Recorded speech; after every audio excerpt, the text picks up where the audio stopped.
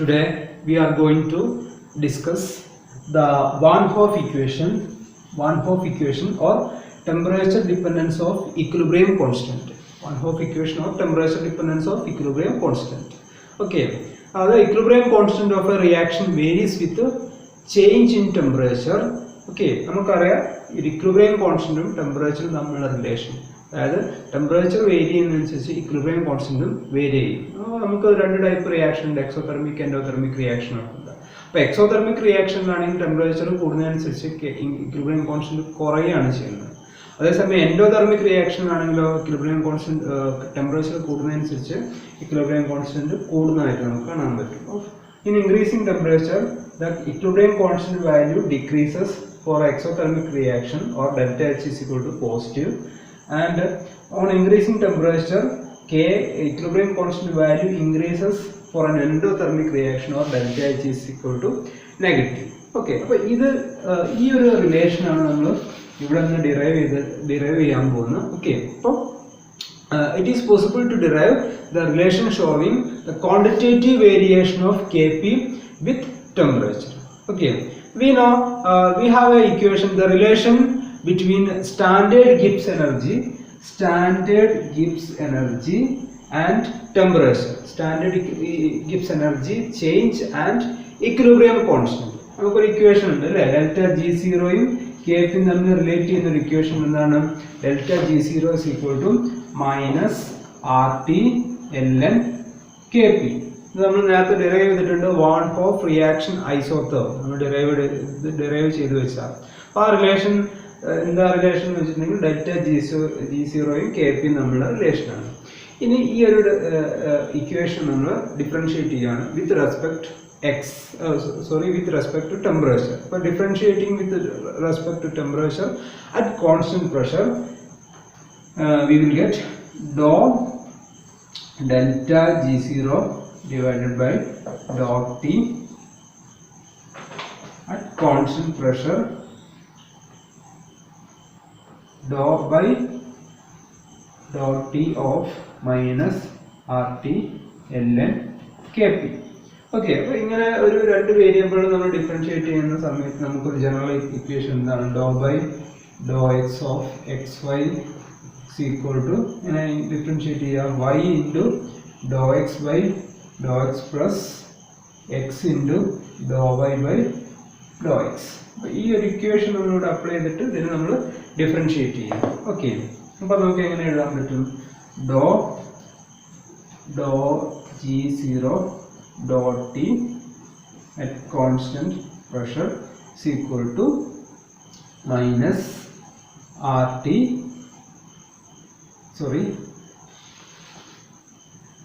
first differentiating T with respect to dot T, that is equal to 1 അല്ലേ. അപ്പോൾ നമുക്ക് എങ്ങനെ എഴുതാൻ പറ്റും, minus R L N K P. അപ്പോൾ ടീനെ നമ്മൾ ഡി ടി അല്ലെങ്കിൽ ടീനെ നമ്മൾ ഡോട്ട് ടിയിൽ ടീനെ നമ്മൾ ഡി ടിയിൽ ഡിഫറൻഷിയേറ്റ് ചെയ്യുന്ന സമയത്ത് നമുക്ക് വാല്യൂ 1 കിട്ടും. സോ അതിന് നമുക്ക് R L N K P എന്ന് മാത്രം എഴുതാൻ പറ്റും. ദെൻ നെക്സ്റ്റ് നമ്മൾ എൽ എൻ കെ പിന് ഡിഫറൻഷിയേറ്റ് ചെയ്ത് കഴിഞ്ഞിട്ടുണ്ടെങ്കിൽ minus R T do L N K P divided by do T. ഈ കാര്യം നമ്മൾ ഇവിടെ അപ്ലൈ ചെയ്യുന്നു. ഇവിടെ നമ്മൾ ഡിഫറൻഷിയേറ്റ് ചെയ്യുന്ന ടീനെയും എൽ എൻ കെ പി ആണ് ഓരോ വേരിയബിൾ ആയിട്ട് എടുത്ത് ചെയ്യുന്നത്. ഓക്കെ, നമുക്ക് we will get this equation. ഇത് നമ്മൾ എന്താ ചെയ്യുന്നത് വെച്ചിട്ടുണ്ടെങ്കിൽ multiplying both side by temperature. T do delta G zero divided by do T at constant pressure is equal to minus R T L N K P minus R T square D L N K P divided by D T. ഇപ്പോൾ നമുക്കറിയാം minus R T L N K P നേരത്തെ നമ്മൾ derive ചെയ്ത് വെച്ച അതേ term തന്നെയാണ്, എന്താണ്, one Hoff reaction isotherm. അപ്പോൾ അതിന് പകരം നമ്മൾ അവിടെ നമുക്ക് ഡെൽറ്റ ജി സീറോ കൊടുക്കാൻ പറ്റും. So T do delta G zero divided by do T at constant pressure is equal to delta G0 minus RT square dln kp divided by dt. Okay. Then we know the Van Hoff Gibbs-Helmholtz equation. നമുക്ക് Gibbs-Helmholtz equation generalised equation ആണ് നമുക്കറിയാം. അതെങ്ങനെ വരുന്നത്?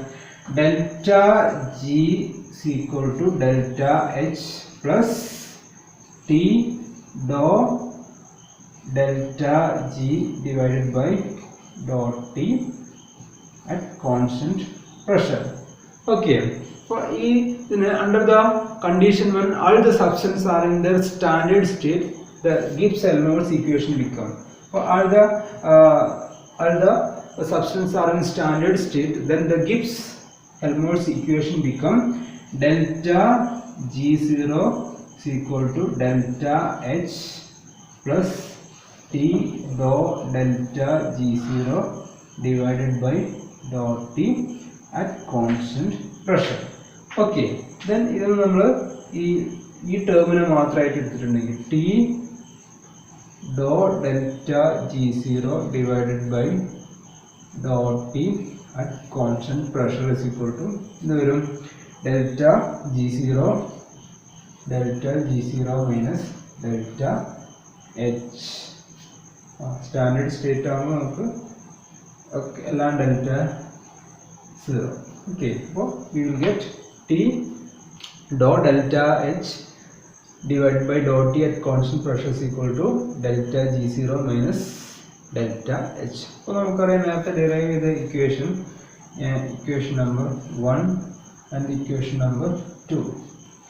Then equation number 1 equation number 2 നോക്കിക്കഴിഞ്ഞാൽ രണ്ടിൻ്റെ left side same ആണ്. So we will equate the right side. Then the equation becomes delta G0 minus delta H0 is equal to delta G0 minus RT square dln Kp divided by dt. Delta G0 cancel here. Then the equation becomes delta H0 is equal to RT square dln Kp divided by dt. Or we can return dln Kp divided by dt is equal to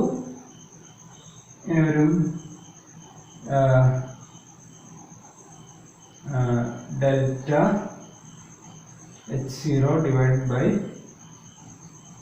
RT square. Delta H0 divided by RT square. Delta H0 divided by RT square. Okay. dln Kp divided by dot dt is equal to delta H0 divided by RT square. This equation is known as Van Hoff equation. Van Hoff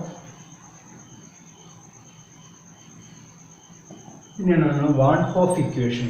Okay, this equation was earlier known as Van Hoff reaction isochrone because Van Hoff derived first at constant volume. മുമ്പ് ഇതിനെ Van Hoff reaction isochrone എന്നും കൂടി പറഞ്ഞിരുന്നു. മുമ്പ് Van Hoff first derive ചെയ്ത സമയത്ത് constant വോളിയത്തിലായിരുന്നു derive ചെയ്തത്. പക്ഷേ ഇപ്പോൾ നമ്മൾ ഡെൽറ്റ H0 പറയുന്ന സമയത്ത് delta H0 is the standard enthalpy change at constant pressure. So നമ്മൾ ഈ ഇക്വേഷൻ നമ്മൾ Van Hoff ഇക്വേഷൻ തന്നെയാണ് പറയാറ്. ഓക്കെ, അപ്പോൾ ഈ ഒരു ഇക്വേഷനിൽ നമുക്ക് ഡെൽറ്റ H0 എന്നുള്ളത് നമുക്ക് ഐഡിയൽ കണ്ടീഷനിൽ നമുക്ക് പറയാൻ പറ്റുന്ന കാര്യമാണ്. പക്ഷേ നോൺ ഐഡിയൽ കണ്ടീഷനിലും നമുക്ക് ഡെൽറ്റ H0നെ നമുക്ക് ഡെൽറ്റ H വെച്ചിട്ട് റീപ്ലേസ് ചെയ്യാൻ പറ്റും. കാരണം എന്താണ്, അതിൻ്റെ ഡിഫറൻസ് വളരെ കുറവാണ്. ഓക്കെ, അപ്പോൾ നമുക്ക് പറയാൻ പറ്റും for an ideal gaseous system delta H0 may be replaced with delta H without specifying the standard state. For a non-ideal system too, the difference between delta H0 and delta H is usually small, and so most cases it is possible to write Van Hoff equation d ln Kp divided by dt is equal to delta H divided by RT. Okay. അപ്പോൾ non ideal സ്റ്റേറ്റിലാണെങ്കിലും delta H സീറോയും delta എച്ചും തമ്മിലുള്ള difference വളരെ കുറവായതുകൊണ്ട് നമുക്ക് non ideal കേസിലും ഈ equation DLN KP divided by dot T is equal to delta H divided by RT square എന്ന് എഴുതാൻ പറ്റും. Okay, this is the Van Hoff equation. Next we are going to derive integrated form of Van Hoff equation. Okay, but next we are going to discuss integrated form of Van Hoff equation. Integrated form of Van Hoff equation എന്ന് പറയുമ്പോൾ നേരത്തെ നമ്മൾ derive വെച്ചിട്ടുള്ള Van Hoff equation integrated ഫോമിലേക്ക് convert ചെയ്യുക. അതിനാണ് integrated form of Van Hoff equation എന്ന് പറയുന്നത്. അപ്പോൾ we have a Van Hoff equation DLN KP divided by dt is equal to delta H0 divided by RT square, or we can written DLN KP is equal to delta H0 divided by RT into dt.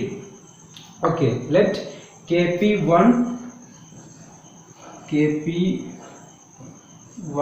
and KP2 are the two equilibrium constant at the temperatures T1 and T2 respectively.